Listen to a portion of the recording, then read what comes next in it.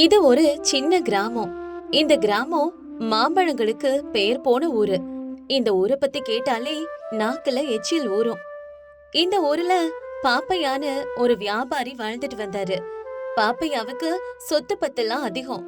ஆனா அவரு பயங்கரமான கஞ்சன். பாப்பையா கிட்ட சுந்தரம்ங்கிறவரு சமையல்காரரா வேலை பார்த்துட்டு வந்தாரு. சுந்தரம் சமைக்கிறதுல மட்டும் இல்ல, பேச்சுலயும் சமயோகித புத்தியிலையும் கில்லாடி.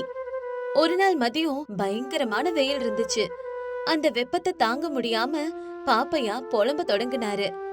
அப்பப்பா, என்ன வெயில் இது! இப்படி கொளுத்துது. உடம்புல இருக்க நீர் சத்தை எல்லாம் உறிஞ்சிடும் போல இருக்குது. இந்த சுந்தரம் எங்க போனா? டேய் சுந்தரம், எங்க இருக்க? ஐயா, ஏதோ சமையல் அறையில தான் இருக்கேன் ஐயா. வெளிய போனா வெயில் சுட்டு அரிக்குது.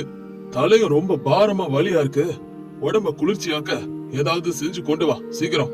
ஆமா ஐயா, வெளியில அந்த அக்னி தேவனே நேர்ல இறங்கி வந்தது போல இருக்குது. இந்த நேரத்துல வயிறு குளிர்ச்சியா இருக்கணும்னா நல்ல தயிர், அதுல கொஞ்சம் இஞ்சி, பச்சை மிளகாய், கருவேப்பிலை இதெல்லாம் சேர்த்து மோர் செஞ்சா அமிர்தமா இருக்கும் ஐயா. ஆனா ஐயா, இதெல்லாம் செய்யறதுக்கு நம்ம வீட்டுல தயிர் இல்ல ஐயா. என்ன பண்றது? அதுக்காக போய் கடையில எல்லாம் வாங்க முடியாது. அதோட விலைய பார்த்தா என் இருதயமே வெடிச்சிடும் போல இருக்கு. ஒரு பைசா கூட செலவில்லாம உடம்ப குளிர்ச்சியாக்குற மாதிரி ஏதாவது தயார் பண்ணு. செலவில்லாம குளிர்பானம் தயாரிக்கணுமா? சரிங்க ஐயா, என்கிட்ட ஒரு அற்புதமான யோசனை இருக்கு. நீங்க நம்ம வீட்டு பின்னாடி இருக்கிற வேப்ப மர நிழல்ல போய் கொஞ்சம் உட்காருங்க. நான் சொல்ற பனித்துளி பேச்சு கதையை கேட்டாலே உங்க வெப்பம் பாதியா குறைஞ்சிடும். என்னது, கதையை கேட்டா வெப்பம் குறைஞ்சிடுமா? இது என்ன விசித்திரமா இருக்கு?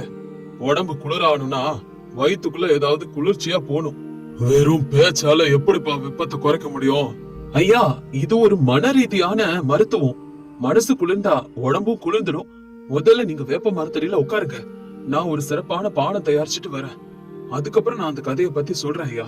அப்படி சொன்ன சுந்தரம் சமையலறைக்கு போய் ஒரு பழைய மண்பானையில இருந்த தண்ணிய எடுக்கிறான். அதுல கொஞ்சம் வெல்லம், வேப்பம்பூ, மிளகுத்தூள் இதெல்லாம் சேர்க்கிறான். இதுக்கு குளிர்ச்சி பானம்னு பெயரிட்டு அத முதலாளி கிட்ட கொடுக்கறான். டேய், என்னடா இது? கசப்பாவும் காரமாவும் இருக்கு.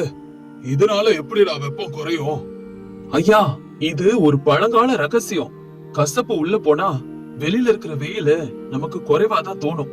நீங்க 100 ரூபாய் செலவு செஞ்சு பழச்சாறு குடிக்கிறது காட்டிலும் இந்த இலவச பானம் உங்க பணத்தையும் ஆரோக்கியத்தையும் பாதுகாக்கும். இத குடிச்சா சூரியன் கூட சந்திரன் மாதிரி தான் தெரியும். நீ இவ்வளவு உறுதியா சொல்றன்னா இது உண்மையாத்தான் இருக்கும்னு நினைக்கிறேன். பணம் மிச்சமாகுதுன்னா எவ்வளவு கசப்பையும் குடிக்கலாம். சரி, இதெல்லாம் இருக்கட்டும். இன்னைக்கு என்ன சமைக்க போற நீ சொல்லு. ஐயா, நீங்க என்ன சொன்னாலும் நான் சமைக்க தயாரா இருக்கேன். சூடா உங்களுக்கு ஏதாவது செஞ்சு தரட்டுமா ஐயா? என்னது, சூடா செய்றியா? ஏற்கனவே வெயிலுங்க சுட்டரிக்குது, வெப்பமா இருக்கு. அதனால ஏதாவது குளிர்ச்சியா செய். ஆனா செலவு இருக்க கூடாது, சரியா? சரிங்க ஐயா. அப்ப நான் இன்னைக்கு வெண்ணிலா உணவு செய்யறேன். அதோட செலவு ரொம்ப குறைவு, ஆனா ருசி அபாரமா இருக்கும் ஐயா. உங்களுக்கு கண்டிப்பா ரொம்ப பிடிக்கும் ஐயா. என்னது, வெண்ணிலா உணவா? வேற வித்தியாசமா இருக்குதே. அது என்ன உணவு?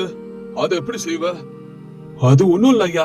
ராத்திரில மீதமான சாப்பாட்டுல குளிர்ந்த நீரை ஊத்தி ராத்திரி முழுவதும் ஊற வச்சு அடுத்த நாள் காலையில அதுல வெங்காயத்தை போட்டு சாப்பிட்டா அதோட சுவையே தனி. இததான் நம்ம முன்னோர்கள் பழைய சோறுன்னு சொல்லுவாங்க. ராத்திரி எல்லாம் அந்த நிலவோட வெளிச்சத்துல தானே ஊறுது. அதான் ஐயா, நான் அந்த பழைய சோறுக்கு வெண்ணிலா உணவுன்னு பேர் வச்சிருக்கேன். டேய் சுந்தரம், நீ சரியான ஆளுதான்டா. நேத்து சமைச்ச சாப்பாட்ட ராத்திரி எல்லாம் ஊற வச்சு அதுக்கே புது பேர் வச்சு எனக்கு குடுக்கற பத்தியா? நீ சாமர்த்தியசாலிதான். சரி, எப்படியோ நமக்கு பணம் மிச்சமாகுதுல்ல, அதனால அந்த வெண்ணிலா உணவே எடுத்துட்டு வா, நான் சாப்பிடுறப்பா. இப்படியே கொஞ்ச நாட்கள் போகுது. பாப்பையா அப்படி செய்யறதெல்லாம் அவரோட மனைவி காந்தம்மாவுக்கு பிடிக்கவே இல்ல. செலவை குறைக்கிறேன்னு இவரு தினமும் அந்த பழைய சாப்பாடே சாப்பிட்டா இவர் உடம்பு என்னத்துக்காகிறது? காந்தம்மா இப்படி நினைச்சு கவலைப்படுறாங்க. அப்போ ஒரு நாள் பாப்பையா கிட்ட இப்படி சொல்றாங்க. ஏனுங்க, அந்த சமயக்காரன் சொல்றான்னு அவன் பேச்ச கேட்டுக்கிட்டு நீங்க இப்பெல்லாம் ஒழுங்கா சாப்பிடறதே இல்ல. வீட்ல எல்லா மளிகை சாமான்களும் நிறைய இருக்கு. செலவு குறைக்கிறேன்னு ஒரே சாப்பாடு சாப்பிட்டா ஆரோக்கியம் கெட்டு போயிடாதா? அட போடி, அந்த சுந்தரம் சாதாரண சமையல்காரன் இல்ல. அவன் பயங்கரமான ஆளு. அவன் செய்யற உணவுகளை சாப்பிட்டா நமக்கு செலவே இல்ல. பாரு, இந்த மாசம் நான் 10,000 ரூபாய் மிச்சப்படுத்தி இருக்கேன். தெரியுமா உனக்கு? இதெல்லாம் அந்த சுந்தரத்தினாலதானே நடந்துச்சு. முதல்ல அதெல்லாம் புரிஞ்சுக்க. இப்படி பணத்தை சேர்த்து வச்சு என்னங்க பண்ண போறீங்க? நாளைக்கு என் அண்ணன் ராமையாவும் அவரோட மனைவியும் நம்ம வீட்டுக்கு வர போறாங்க. அவங்களுக்காவது நல்ல விருந்து வைக்கணுமா இல்லையா? அவங்க வசதியான வீட்டை சேர்ந்தவங்க. அவங்களுக்கும் இந்த பழைய சோறு போட போறீங்களா? என்னது, உன் அண்ணனும் உன் அண்ணியும் வர்றாங்களா? இந்த வெயில் காலத்துல அவங்களுக்கு விருந்து வைக்கணும்னா எவ்வளவு செலவாகும் தெரியுமா? சுந்தரம், எங்க இருக்கிற? சீக்கிரம் இங்க வா, உடனே வா. பாப்பையா இப்படி சத்தமா கூப்பிடவும் சுந்தரம் அங்கே வரான். என்னங்கய்யா, ஏன் இவ்வளவு பதட்டமா இருக்கீங்க? என்னாச்சு? சுந்தரம், என் மச்சலனும் அவர் மனைவியும் நாளைக்கு நம்ம வீட்டுக்கு வர்றாங்க. என் கௌரவம் குறையாம எனக்கு செலவு இல்லாமலும் ஏதாவது பண்ண முடியுமா? ஏதாவது யோசனை தான் சொல்லு. ஐயா, அப்ப இதுக்கு ஒரே வழிதான் இருக்கு. நாம உங்களுக்கு நீர் விருந்து கொடுக்கலாமா ஐயா? நீர் விருந்தா? வெறும் தண்ணிய குடுப்பியா? அப்படி செஞ்சா அவங்க சும்மா இருக்க மாட்டாங்க. என் மான மரியாதையா போயிடும்பா. வேற சொல்லு. ஐயோ, நான் அப்படி செய்வேன் ஐயா. நம்ம அவங்களுக்கு பலவிதமான பானங்களை குடிக்க கொடுக்கலாம்.